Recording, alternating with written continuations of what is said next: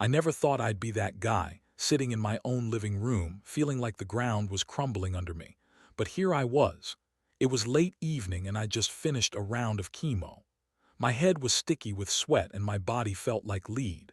I'd been fighting cancer for months now, and honestly, it's a miracle I'd even managed to stay upright most days. My wife, Lisa, had been my rock through it all. At least I thought she was. But I hadn't been paying much attention lately, too caught up in fighting off the nausea and exhaustion. That's when I saw the texts. My heart skipped a beat when I noticed her phone glowing on the table, screen lit up with messages that didn't make sense. I'd been too weak to pick it up earlier, but now I reached for it with trembling fingers. Her name was in the notifications, something about tonight and can't wait. My stomach twisted. I knew I shouldn't have read it, but I couldn't stop. My eyes flicked over the words like a train wreck I couldn't look away from. It was her, planning to meet someone. And that someone. My best friend, Mark. I knew from the moment I read it that I was witnessing something I'd never believed could happen. The kind of betrayal you see in movies but never think would hit so close to home. How long had they been sneaking around? Months. Longer. My mind spun with questions I couldn't voice. All I could feel was this roaring ache in my chest, like someone had taken a hammer to it. I clenched my fists so hard my nails dug into my palms. My head was pounding and my skin felt clammy. I stayed frozen there, eyes locked on the screen, feeling the reality seep in. The pain wasn't just emotional. A slick, icy feeling crept up my spine. I clenched my jaw and shoved the phone back on the table like it was poison. My hands trembled as I sat back. The room was silent except for my ragged breathing. I could feel the weight of betrayal pressing down on me like a heavy stone. How could Lisa, my wife, my partner in everything, have done this? Fleetingly, I remembered all the nights I was too weak to do much else but lie in bed, feeling grateful. She was there, and now I knew she'd been lying, sneaking around behind my back. I looked at her untouched coffee cup on the side table, cold, untouched. The irony hit me hard. I'd been fighting to stay alive, and she was busy planning her escape with Mark. I could feel the anger simmering beneath my skin, boiling over rapidly. I didn't cry. Instead, I clenched my fists so tight I thought I'd draw blood. The betrayal burned like a fresh wound. I knew this wasn't just a fleeting mistake. I'd seen enough signs to catch early red flags. She'd been distant for weeks, canceled plans, and her phone always seemed to be glued to her hand. But I'd been too sick or too distracted to notice the little things. How her eyes darted away when I tried to hold her hand, how she'd disappear into the bathroom for hours, coming out with that guilty look.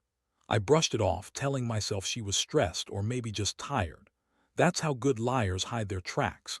Now I saw everything clearly. The late-night messages, the secret meetings, the way her voice would get hushed when I was around. And Mark, my best friend, I trusted him more than anyone. We'd gone to college together, shared everything. How had I been so blind? The betrayal was so visceral it felt like a punch to the gut every time I thought about it. I knew I needed to do something, not just sit here and stew. But what? How do you confront someone who's been lying for months? How do you break the news to yourself that your wife, the person you've trusted with your life, has been sneaking around with your best friend? It's like everything I thought I knew was hollow, empty. I couldn't breathe properly. I looked around at the room, the pictures on the wall, the faint hum of the refrigerator, the faint scent of my sickly sweet medicine still lingering. I was so lost in my thoughts that I barely noticed the cold sweat trickling down my temple. My fingers curled tightly into fists. I knew I'd have to face them both soon. I just didn't know how, or what I'd say when I did. The worst part, knowing that this wedding, just 2 weeks away, was a sham. I'd been planning it myself, imagining us walking down that aisle, promising forever, and now, it was all a lie, everything I'd believed in. I held my head in my hands and tried to steady my breathing, but inside I felt this searing, aching emptiness. The kind that keeps you awake at night, staring at the ceiling, wondering how everything has fallen apart so utterly, so fast. And that's when I realized I couldn't let it go. I couldn't let them walk away with my life, my trust, my future. No, I'd come too far to be left with nothing. I had a plan and I was going to see it through, whatever it took. I spent the next few hours pacing my apartment, trying to piece together what I'd do. The truth was, I'd never been a vengeful guy. Honestly, I'd always believed in forgiveness, or at least in turning the other cheek. But this wasn't just a betrayal, it was a gut punch that left me staggering. I couldn't just pretend I hadn't seen the evidence. I had to act. I had to break the cycle of lies and deceit, no matter how much it made my stomach churn. I sat down at my cluttered kitchen table, the cold metal of the chair biting into my skin. My mind kept circling on one thought: how to make them feel the pain they'd inflicted on me without crossing some line that would make me as bad as them. I was never the revenge type, but this hit a different nerve. I remembered Mark's smile, the way he'd always joke about the stupid things I'd say, as if we were invincible. Now I saw that smile differently, like it was hiding something ugly. I pulled out my phone, hesitating for a second, then opened a messaging app. I started typing a simple message to Mark, my fingers trembling. "We need to talk now." I didn't specify where or when. I just needed him to know I'd found out. I knew I couldn't confront him the way I wanted, too much rage, too much pain boiling over. I had to play this cool, calculated. That's what revenge was about, after all, control. The next morning, I woke up feeling like my insides were still raw. The chemo had knocked me down, but today I realized I had a new mission. I'd gather the evidence, make her confession, and then I'd put an end to this lie. I wasn't going to let her or Mark walk away without feeling the weight of what they'd done. I needed proof, screenshots, messages, anything I could use to expose them. I knew I wasn't going to get closure by simply yelling or crying. I needed to be precise, cold, and ruthless. I started by digging through her phone, searching for hidden messages. No luck at first, but I knew she'd slipped up somewhere. Then I remembered the drawer in the bedroom. She kept her extra phone there, the one she used for her little secret chats. I all but snatched it open, my hands trembling. I found it exactly where I expected, charged and ready. I powered it on, feeling a pit form in my stomach. I was about to become the judge, jury, and executioner. What I saw made my stomach turn. There was a string of intimate messages between her and Mark, pictures, plans. They'd been sneaking around for months. The language was obscene, the promises exchanged stomach-churning. I couldn't believe I'd missed every sign. How blind had I been? I clenched my jaw so tight I thought I'd shatter my teeth. I snapped screenshots of everything, proof. Enough to destroy her, enough to ruin their lives if I chose to.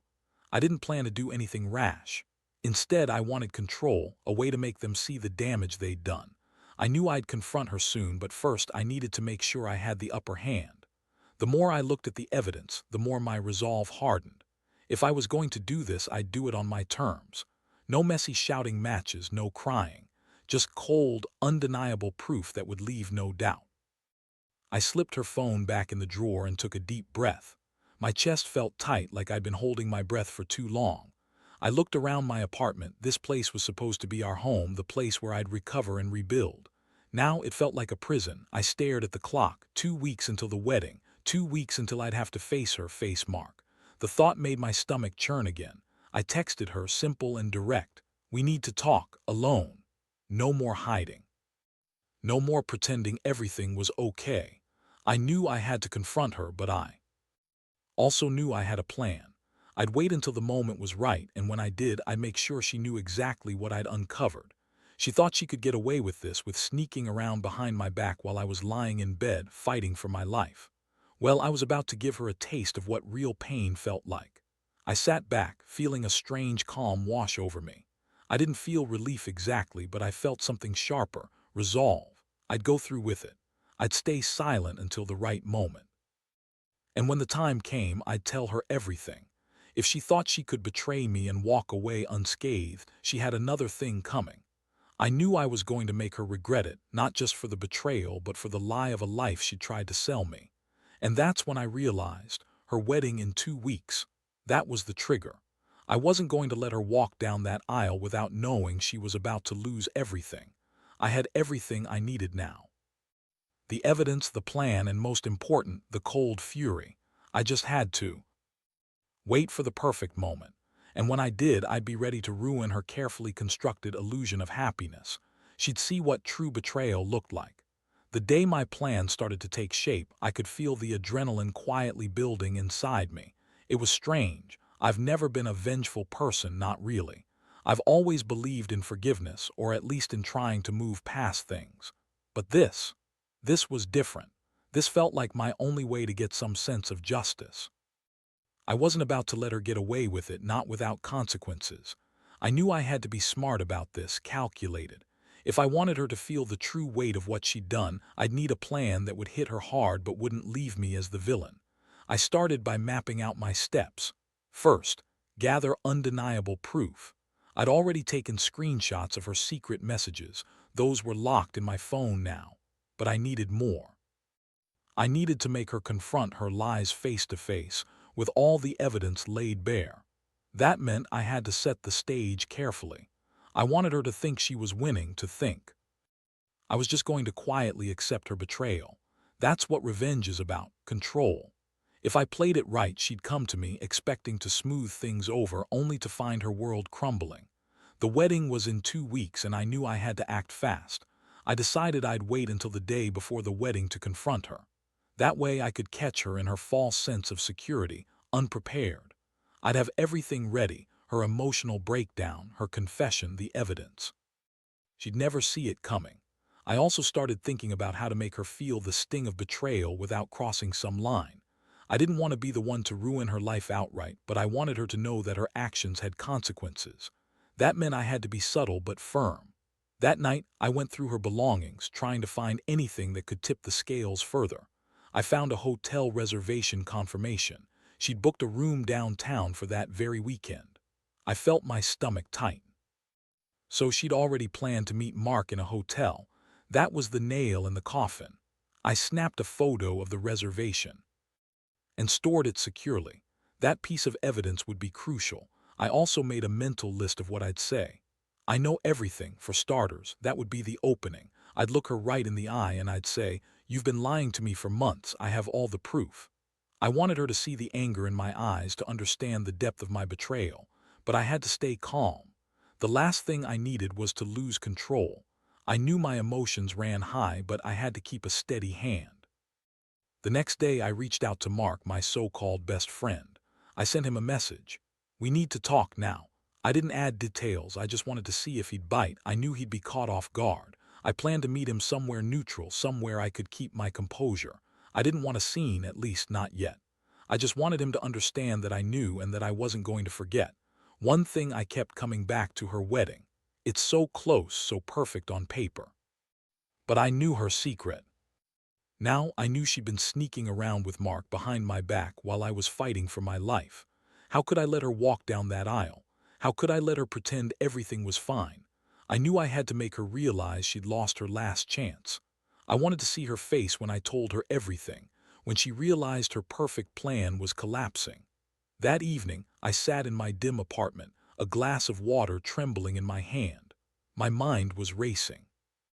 I kept replaying every moment: her lies, her sneaking around, Mark's fake smile. I felt my fists clench again, the familiar surge of hostility bubbling up. I knew this was going to change everything. I just didn't know how she'd react when she found out I'd been collecting evidence. Finally, I decided to send her a message. "We need to talk tomorrow, no excuses." I didn't specify the time or place. That was for her to wonder about. I wanted to keep her on edge, make her nervous. I wanted her to feel like she was walking on thin ice, because she was. I'd been patient long enough. Now it was time to take control.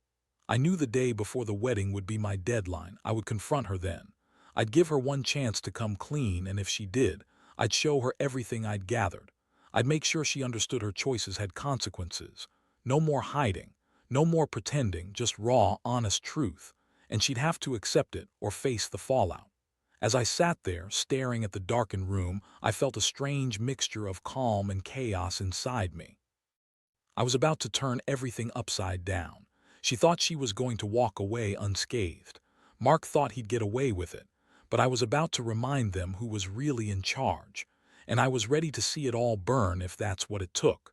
Because, honestly, I deserved that much. Maybe even more. The night before the confrontation, I couldn't sleep. My mind kept circling back to the moment I'd finally reveal everything.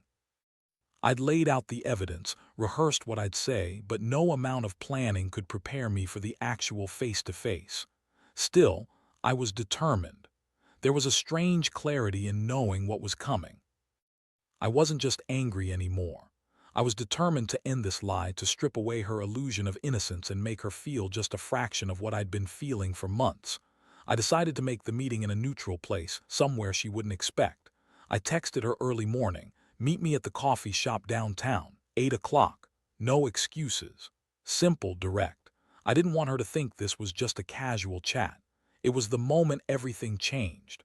I wanted her to understand I knew. The shock, the fear, the guilt, it would all hit her at once. All through the day, I felt my stomach tight. I kept running through my plan, imagining her face when I pulled out the proof. I pictured her eyes widening, her mouth opening to speak, but I knew the words would be meaningless. She'd been caught, plain and simple. I was tired of feeling like a fool, tired of pretending I hadn't seen the signs. Now it was time she saw what I'd uncovered. I arrived at the coffee shop early, taking a seat in the corner where I could see the door. The smell of brewing coffee filled the air, rich, bitter, grounding. My palms were sweaty and my pulse throbbed in my ears. She came in exactly at 8, looking nervous, her eyes darting around as if she knew she was walking into something she couldn't escape. When she saw me, she hesitated, then approached, her voice trembling. "Hey," she said softly. "You wanted to talk?" "Yeah," I replied, voice steady but cold. "Let's sit." I gestured to the empty chair across from me. "There's no point beating around the bush anymore, Lisa." "No, everything." Her face paled. She sat down slowly, hands trembling on her lap. "What do you mean? What are you talking about?" I pulled out my phone, holding it so she could see the screen. The screenshots of her messages, the hotel reservation, the pictures she'd sent Mark, every detail I'd collected over the past few days. Her eyes widened as she recognized her own words. "You've been lying to me," I said, voice low but firm. "For months, haven't you?" She looked down, biting her lip. I didn't mean for it to go this far. It just happened. Just happened." I echoed, voice rising slightly. "You were sneaking around behind my back while I was fighting for my life. You think that's just happened?" Her eyes filled with tears. I was confused. "I didn't want to hurt you. Mark and I—" "Stop," I cut her off. "I don't want your excuses. I just want the truth. Did you plan to leave me? Were you ever really committed?" Her shoulders shuddered as she sobbed quietly. "I didn't want this. I swear, I didn't want anyone to get hurt." I felt my jaw tighten so hard I thought it might crack. "You should have thought about that before you started sneaking around, before you turned my trust into rubble." She looked up at me, tears streaming down her face. "Please, I never loved Mark the way I love you. I was stupid. I was lonely. I didn't mean for it to get so out of control." I took a deep breath, trying to steady the storm inside me. "It's too late for apologies. I've seen enough. You've been planning this wedding behind my back. You and Mark," I shook my head, voice bitter, "you both took pieces of me I'll never get back." She reached across the table, her hand trembling. "Can't we just talk, please? Maybe we can work this out." "I don't think so," I said, voice cold and firm.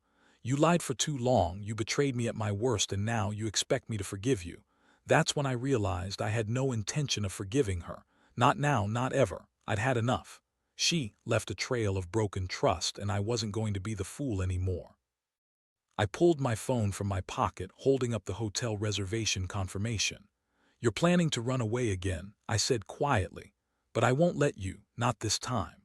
Her eyes flicked to the paper, her face crumpling as she understood I'd known everything all along. The shame, the guilt, they washed over her like a tidal wave, and I saw it all, her facade cracking. It was a moment I'd been waiting for.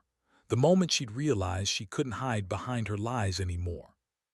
I stood up slowly, feeling the weight of her stare. "This is over," I said. "You can keep pretending, but I know the truth now, and I'm done. Don't expect me to be here when you get back from your wedding, because I won't be." She looked up at me, eyes swollen and red. "Please give me a chance to explain." But I turned my back and walked away. I knew I'd never get her to see things my way, but I didn't care anymore. I'd done what I needed. The proof was in my hands, and her face told me everything I needed to know about her desperation. That's when I made my decision. I was done with her lies, done with her betrayal, and I was ready to start rebuilding, even if it meant starting from the ashes. The path was clear now. No going back. The wedding was just a ticking clock. I'd be ready. The morning of the wedding, I woke up feeling like I'd been hit by a freight train. My mind was a mess of adrenaline, anger, and a strange sense of clarity. I had everything I needed and I'd made my decision. Today wasn't about yelling or crying. It was about making sure she understood. She'd lost the only thing that mattered, me, and the truth I'd uncovered. I watched her move around the apartment, trying to look composed. She was putting on her makeup, trying to hide the red-rimmed eyes, the trembling hands. I felt a strange mixture of satisfaction and fury. She thought she could just walk away, pretend everything was fine and this would all blow over. But I knew better. Today, I was going to make sure she knew exactly what she was losing. I kept my phone in my pocket, knowing I'd have one last chance to give her the final blow if I chose to. I arranged everything the night before. I'd already sent her a text saying, "Be ready at noon." I wanted her to think I was just going to show up, talk, maybe even forgive her, but I had other plans. When the clock struck noon, I knocked on her door. She opened it, expecting the usual, I guess. Her face was a mixture of nervousness and hope. Hope that I'd come to fix this, to save what was left. I looked her straight in the eyes and handed her a small envelope. She hesitated before taking it, then slowly opened it. Inside was a USB drive and a note, everything you need to know. Her fingers trembled as she looked at me. "What's this?" "It's the truth," I said quietly. "Everything I've found, all the messages, the plans, the hotel reservations, it's all there. You've been caught, Lisa. You've been lying to me since the beginning." She stared at me, voice barely a whisper. "You're doing this because you're angry." "I'm doing this because I'm tired of being played for a fool," I shot back. "You think you can cheat on me, lie to my face, and walk away clean? Not anymore. You want to marry Mark and pretend everything's fine. Go ahead, but I won't be part of that lie." She looked down at the USB, tears spilling over. Her voice cracked. "Please, I didn't mean for it to get this way. I still love you." I shook my head, feeling my jaw tighten again. Love doesn't mean cheating. Love doesn't mean sneaking around while I was in chemo, fighting for my life. And if you really loved me, you wouldn't have done this. She tried to speak, but the words caught in her throat. I saw. Her shoulders slumped, defeated. She was no longer the confident bride-to-be. She was just a woman broken by her own lies. "I want you to understand something," I continued. "This isn't just about the betrayal, it's about respect, about honesty. I'm not going to stand here and be the fool anymore, so I'm giving you a choice. You can keep pretending or you can own up to what you've done, but either way, I'm done." I turned and walked out, leaving her standing there clutching the USB like it was her last hope. I knew she'd try to call me later, try to justify everything, but I didn't want to hear it. This was over, all of it. As I stepped outside, the cool air hit my face and I felt lighter, as if a huge weight had been lifted. If she chose to ignore the truth and walk down that aisle, that was her choice.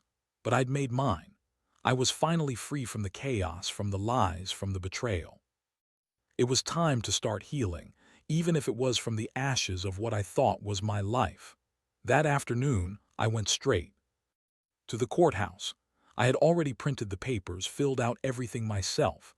I handed over the keys to our apartment, the last ties that bound us. I signed the divorce papers, feeling a strange sense of relief. The world hadn't ended, but I'd taken back control of mine. As I walked out of the courthouse, I felt the sun on my face. The ache in my chest was still there, but it was lighter somehow. The betrayal had cut deep, but I'd survived. I'd chosen to fight back instead of drown in the pain, and that was the real victory. Looking back now, I can say this: trust is fragile. It can be broken in an instant, but you get to decide what to do afterward. For me, I chose not to let her destroy what was left of me. I walked away and I promised myself I'd rebuild. Because no matter how much it hurts, you don't have to stay broken. You just have to find the strength to walk away and start over. Standing there outside the courthouse, I took a deep breath and looked up at the sky. The clouds were thick and gray, but somehow it felt like the first real breath I'd taken in months. I watched people passing by, some hurried, some leisurely strolling, completely unaware of the storm I just weathered. For the first time in a long while, I felt a tiny flicker of clarity, of hope. Not because I'd won or lost, those words don't seem big enough, but because I'd finally taken control of my own story. I was exhausted, mentally and physically, but I also felt an odd sense of liberation. I'd done what I thought was impossible. I'd faced betrayal head-on and refused to be crushed by it. The wounds weren't healed, and maybe they never fully would be, but I'd moved forward anyway. That's what matters most in the end, the decision to keep going no matter how dark things seem. I gathered my things, and as I turned to walk away, I knew one thing for sure. I'd never let someone's lies define me. I'd learned that lesson the hard way. Trust is fragile, yes, but so is resilience. And I'd been forced to dig deep for mine. Maybe I'd take some time to heal, maybe I'd even find someone new someday. But for now, I was just grateful that I hadn't let betrayal turn me into someone I didn't recognize. Looking back, I realize I was fortunate to have caught the truth before it shattered everything completely. And I hope anyone reading this who's going through something similar remembers one thing. You don't have to accept being a victim. You have the strength to walk away, to rebuild, to start over. Sometimes, the hardest thing is breaking free. But once you do, you find a new kind of freedom, the kind that comes from owning your story no matter how painful the past. I left the courthouse, feeling the cool air fill my lungs, and I promised myself that no matter what happens next, I'll never be that vulnerable again. Because betrayal hurts, but healing is a choice. And I chose to heal. It's not about forgetting or pretending it didn't hurt. It's about recognizing that pain is part of growth. That even in the darkest moments, there's a flicker of light waiting to be found. So to anyone out there feeling lost or betrayed, know this: your story isn't over. You have the power to rewrite it, to choose a new path. It won't be easy, but it will be worth it. Trust, once broken, can sometimes be rebuilt, but only if you're willing to do the hard work. And sometimes, walking away is the bravest thing you can do. I turned my back on everything that hurt me, and I started walking toward a new horizon. A horizon where I was in control, where I could finally breathe again. And that was enough.